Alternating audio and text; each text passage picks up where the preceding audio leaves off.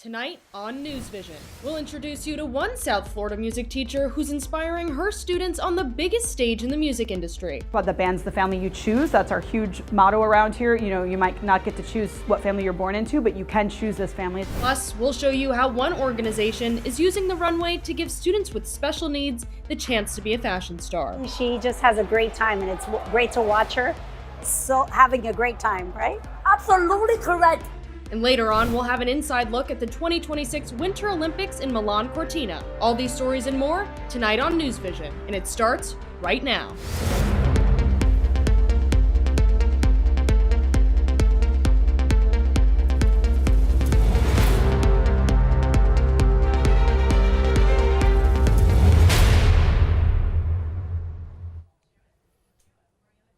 Good evening and welcome to another episode of NewsVision. I'm Johnny Muschin.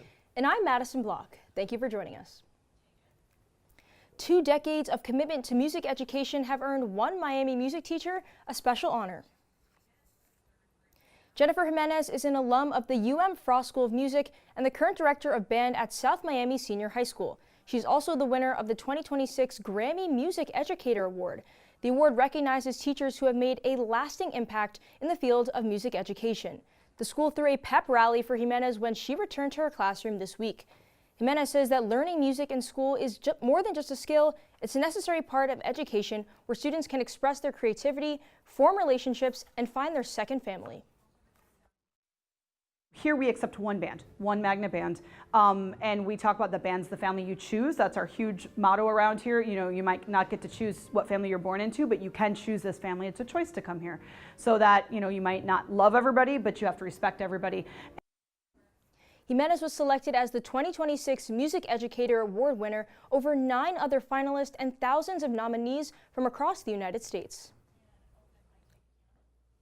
In the city of Miami, digital parking options have become more and more popular, and a big reason why has a surprisingly positive impact on the environment.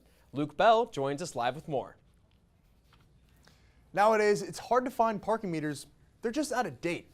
It's simply more convenient to use your phone if you need to park somewhere, if there's a mobile parking app available. This way, you can add more time if you need to, and you don't have to carry quarters with you. But there's another reason for replacing parking meters, and this one is helping the environment.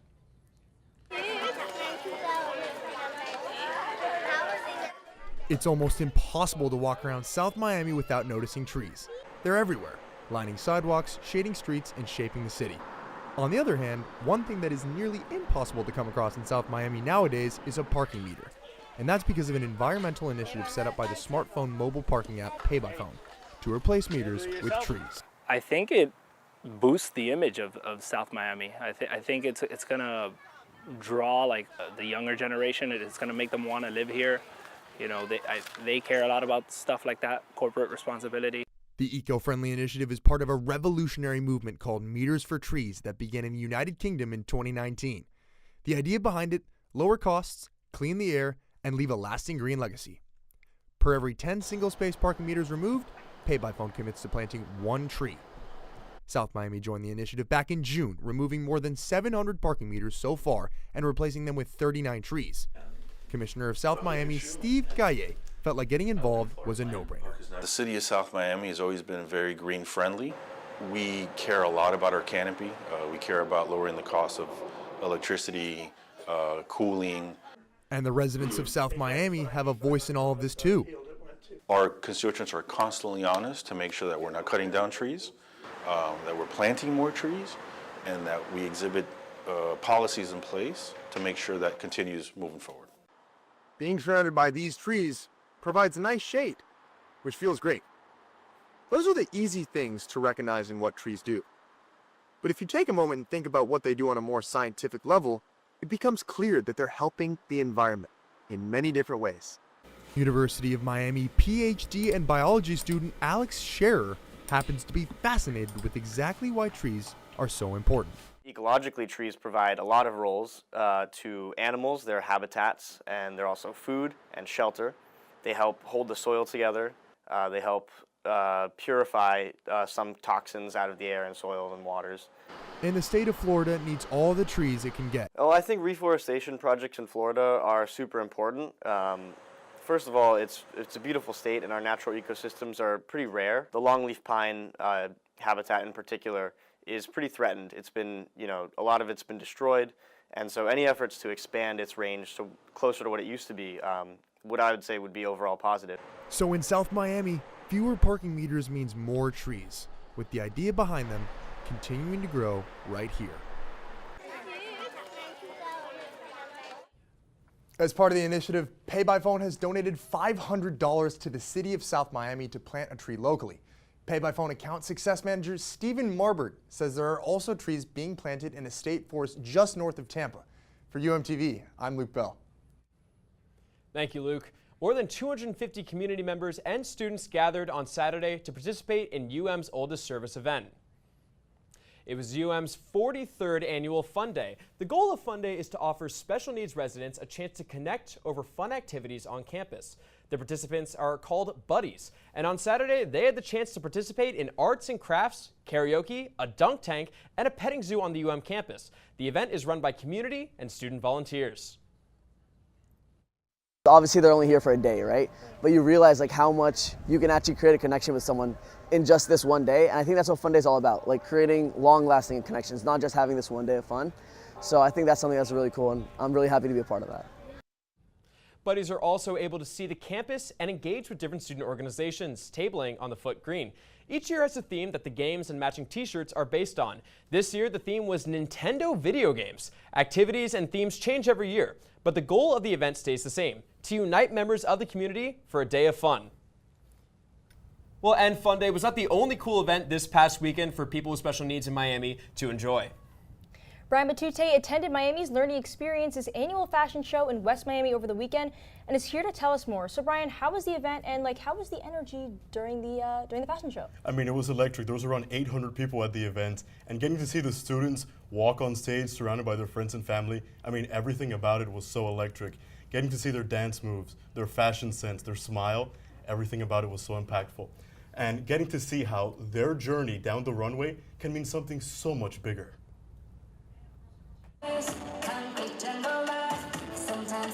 For many, stepping onto a stage and walking down the runway can feel intimidating. But for students like Danny Yano at Miami Learning Experience, it's a place where confidence, joy, and personality take the spotlight. She goes out there and she shines. She was dancing, she was singing. She just has a great time, and it's great to watch her. So having a great time, right? Absolutely correct. On February 9th, Miami Learning Experience hosted its 33rd annual fashion show at the DoubleTree Convention Center, giving students of all ages with disabilities the chance to choose their outfits and light up the room. I mean, when we started here, she was a newborn, and I went down the runway carrying her the first time we ever did this fashion show. Now she does it dancing and singing, and she dances with the other friends. I mean, she's blossomed here. Today, Danny is a 23-year-old student with Down syndrome at MLE's adult program, surrounded by a community that's never been stronger. The event draws a crowd of over 800 people, raising critical funding for the school and sparking important conversations about inclusion. It's a massive event. We have help from everyone. It starts with the school administration, it's the board, the parents, the students, they have to practice. I mean, everyone gets involved. I think it's important because it really promotes, first of all, awareness, and second of all, inclusion, that they too can model, they too can dance, they too can have fun, and they really just want to be seen just like anyone else does. Danny is proving that believing in yourself never goes out of style. But for her mom, the proudest moments don't happen under stage lights. They happen at home. Every day. Getting home, walking through the door every single day of my life, and the hug that I get every day. The love that she unconditionally gives to me, no matter how angry I am at her. Every day. Brian Matute, UMTV.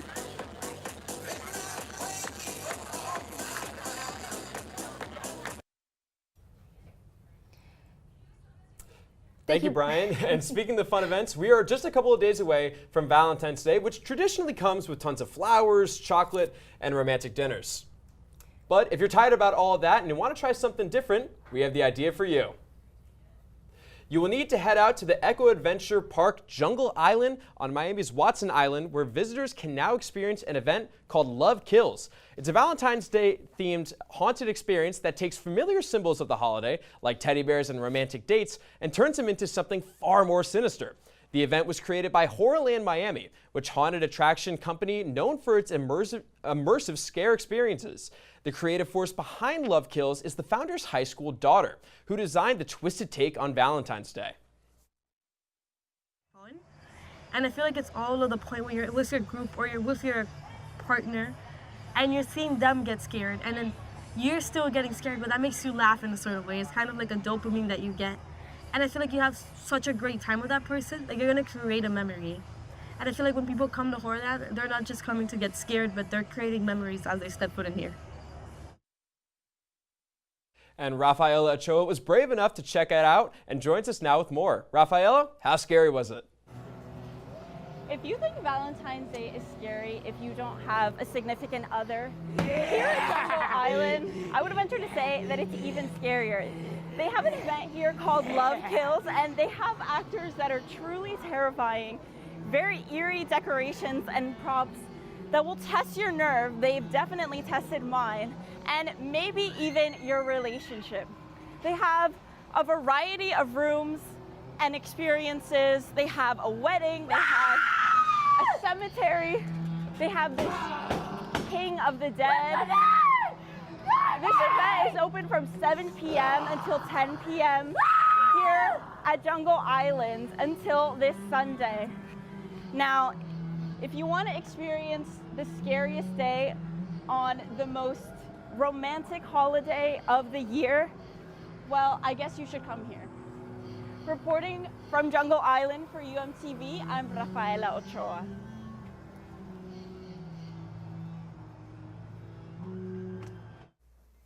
Thank you, Rafaela. And while Jungle Island's Valentine's Day horror event is definitely scary, UM's event organization called Hurricane Productions has gone the opposite way to make a campus event sweet.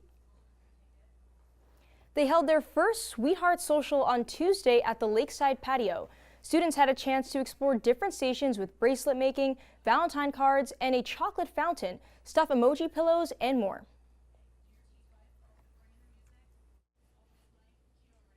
Well, it's time for a short break, but coming up on NewsVision, the Dog Doctor will see you now. We will show you how one initiative on campus is reaching a paw out to help students relax and reset. And we will examine how one organization is helping kids in need across Miami.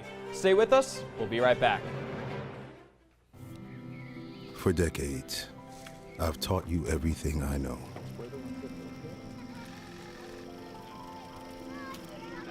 How to safely build a fire. How to control the flames.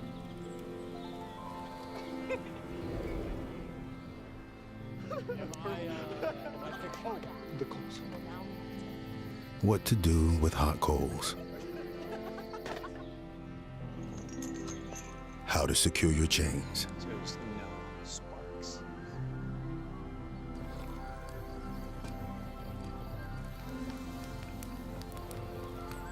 But I can only teach wildfire prevention.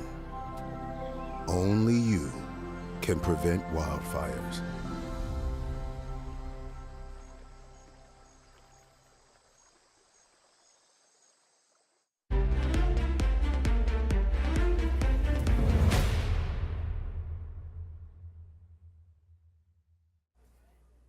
The University of Miami's Herbert Business School has a series called Well-Being Wednesday that offers students a chance to disconnect from their schoolwork, and this week it was with the help of some furry friends. A couple of therapy dogs came to campus yesterday afternoon, giving students a chance to take a pause from their routines.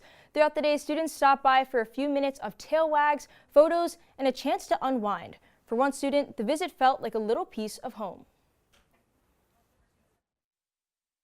I'm sure a lot of students at home have dogs that they're missing, and it's just a really great way to take a break from your classes and kind of just forget about all the exams and stuff for school that you have to do and just relax for a moment.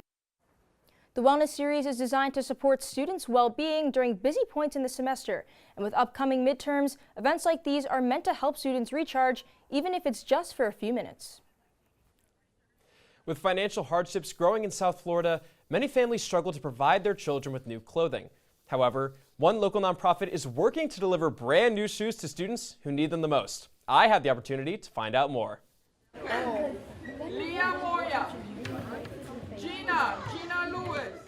It's a regular day here at William J. Bryan Elementary, with students gathering in the cafeteria. But in front of them, 40 wrapped presents. Inside each one, a brand new pair of sneakers, bought specifically for what each child likes. The gratitude that we get from paying forward shoes to kids is the reason we continue to do it. They need it, we know it, we used to be those kids, so in reciprocation, we're trying to step up and be there for them and be a champion for them. The Foot Forward Foundation began as a dream of two sneakerheads who wanted to give back to their community. And in Miami-Dade County, where 54% of families with children struggle to make ends meet, that support is more important than ever. Well, the situation here in South Florida is, the financial situation with the rent going up so much, insurances, food. It's a crisis right now. We help the homeless as well, and we run into people that, are newly homeless because, their pensions aren't enough to pay rent. So there's a lot of older folks in shelters because they just can't afford to survive here. One expense is sneakers. Brand new high-quality footwear can cost up to $200 per child.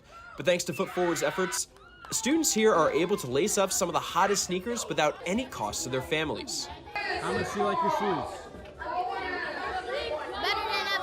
Oh, it's a wonderful initiative because I think that a lot of parents are struggling, especially that when we have families with, more than one kid, and it's a big relief.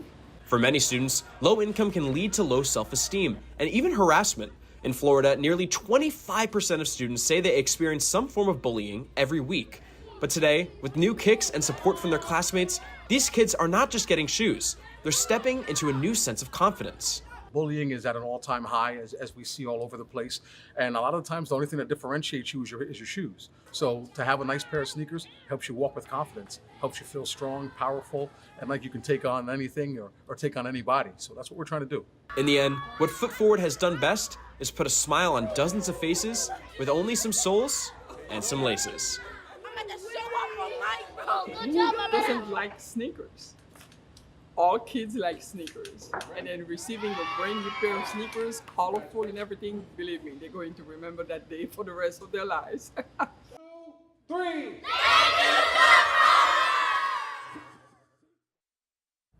And Foot Forward is continuing to spread the cheer down here in South Florida with another shoe drive event happening later this month, as well as their Pop the Trunk toy giveaway at the beginning of March. Now, they are giving out sneakers, but I feel like the past month, they needed to give out winter boots with how cold it was down here in South Florida. I mean, thank God the temperatures are rising, and we actually have our weather for the week with Ann Badowski. Ann?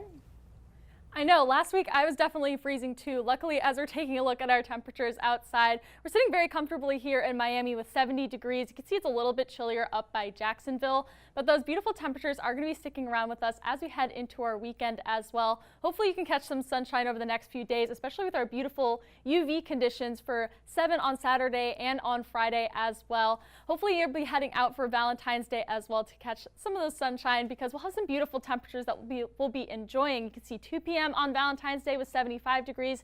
We have those temperatures decreasing a little bit. Unfortunately, though, we are going to see some pop-up showers that might have an impact on your Valentine's Day plans.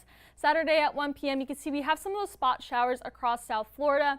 Those conditions are going to get a little bit worse as we head into Sunday, or we're seeing a lot more of that widespread rain as it heads over Miami, especially as it's coming in from the south.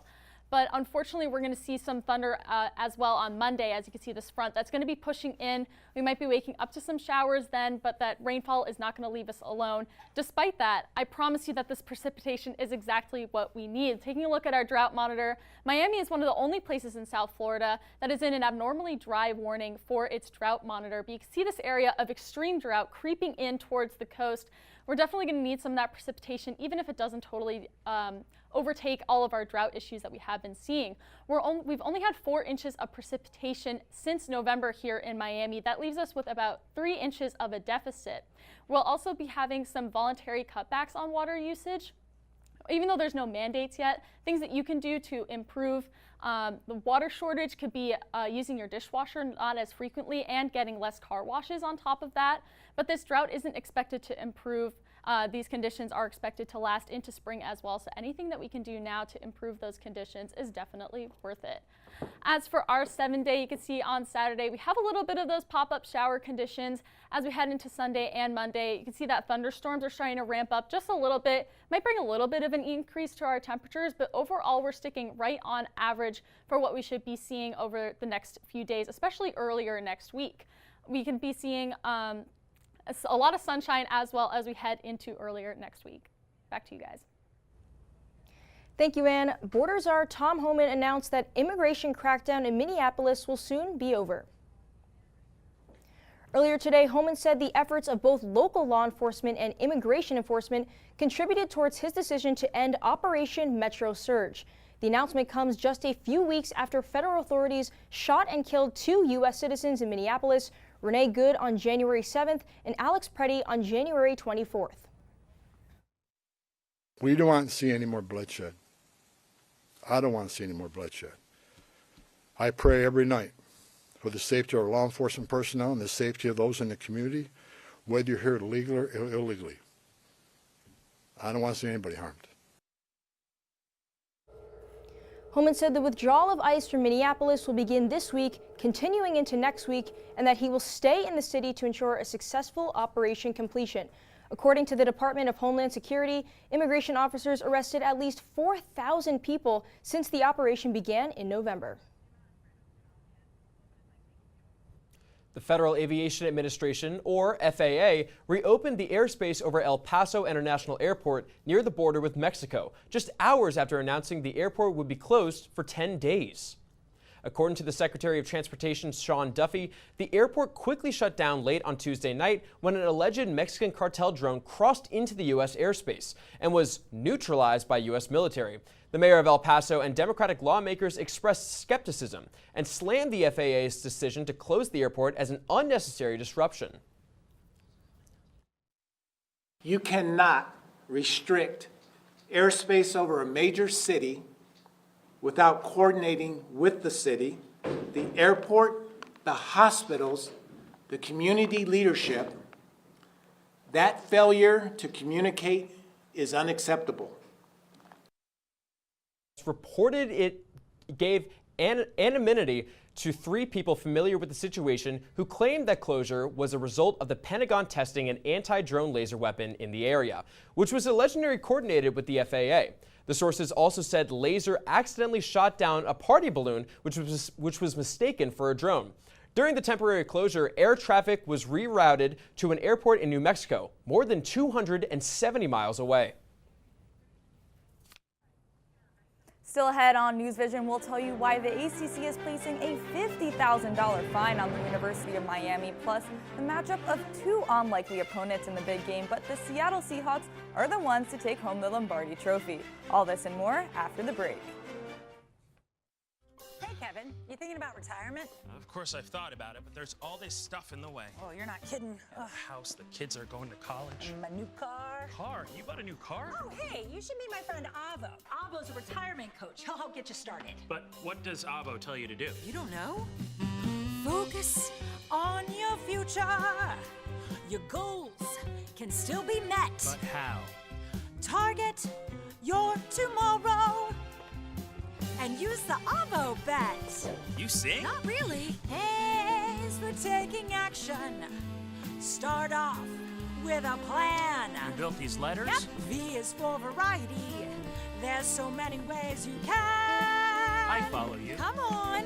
O's for optimize your savings. Let Avo lead the way. Visit aceyourretirement.org today. Nice sign. Thanks, I made it myself. Cool.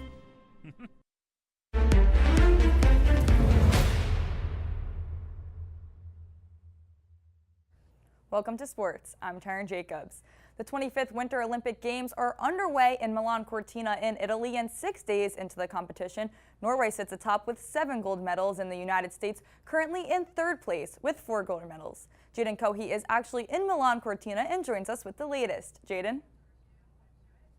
I'm here in Cortina d'Ampezzo, Italy for the 2026 Winter Olympics, and I really hope it's warmer back in Miami because it definitely isn't here. Cortina is currently sitting at a cool 40 degrees, which is honestly perfect for Olympic weather. Earlier this week, I got a chance to go to the women's quarterfinals for big air snowboarding and meet athletes such as Ali Hickman from Australia. Her family came from over 10,000 miles away to watch her compete, and this 16-year-old made her debut with her family by her side. I felt so amazing, and I'm so happy that they could come here and support me. And they were the loudest in the crowd, which is crazy. It's really cool for her to get here to the Olympics at 16 and ride against the best in the world. It's pretty amazing. Hickman finished just shy of the cutoff for the finals at 15th place, but with her family support, she was truly a winner. From the Winter Olympics, Jaden Kohi, UMTV.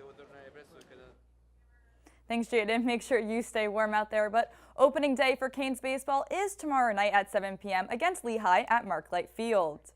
And the celebration of Canes football will continue right there tomorrow night after their historic run this season. Wide receiver Malachi Toney will throw out the first pitch to get the season started.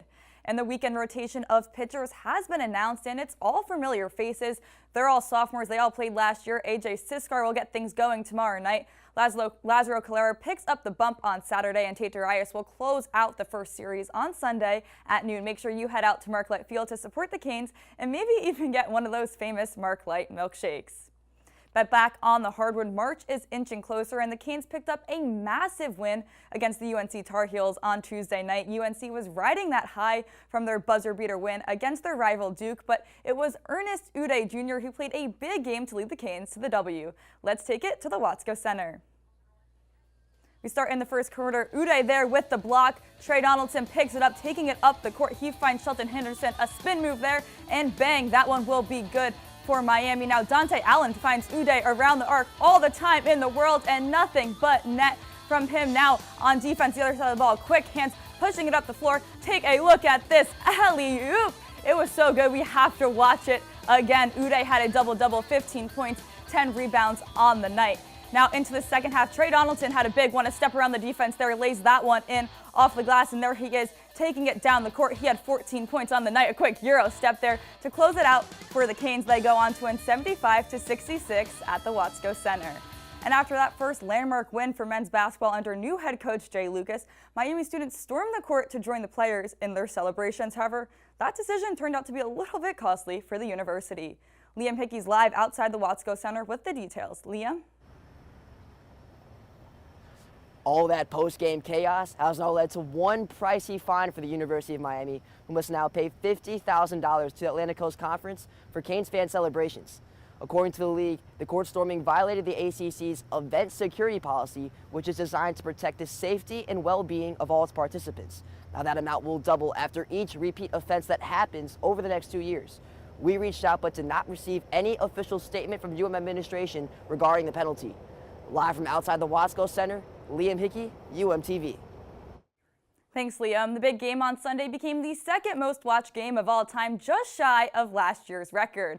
Offense was hard to come by earlier in that game, but the Seahawks capitalized with a series of field goals to start their lead, and the Seahawks pulled off the win in a dominating fashion, 29-13. Kenneth Walker III took home the MVP honors, and this moment was extra special to him. When the doctor told me I couldn't play no more, I just thought, football was over. That's what I was doing all my life. So it was a shock. Had blood clots in both of his lungs in high school, which almost forced him to quit because it could have been fatal. But now at 25 years old, he has his first ring where he ran for 135 yards on 27 carries in that big game. That's all for sports. Back to you guys. Thanks, Taryn. And while there was one bad bunny at the Super Bowl, there were a whole lot of good boys at the Puppy Bowl right before. Puppy Bowl 22 featured Team Rough going against Team Fluff, and it was a bona fide dogfight. The game featured more than 150 fuzzy football players from different shelters across the U.S. Among them were Welsh Corgi Chapel Bone and a Boston Terrier named Roo Paw. In the end, it looked like Team Rough barked up the wrong tree, and Team Fluff fetched the win, finishing the game with a whopping final score of 73-69. The game helps raise awareness for animal shelters and rescue groups across the country. Well, that game looked a lot better than the game on Sunday, especially when Will Campbell was really doing a bad job on that offensive line. So that's going to be all the time that we have for this episode of NewsVision. Thank you for joining us. We'll be back next week, same time, same place. Have a good night.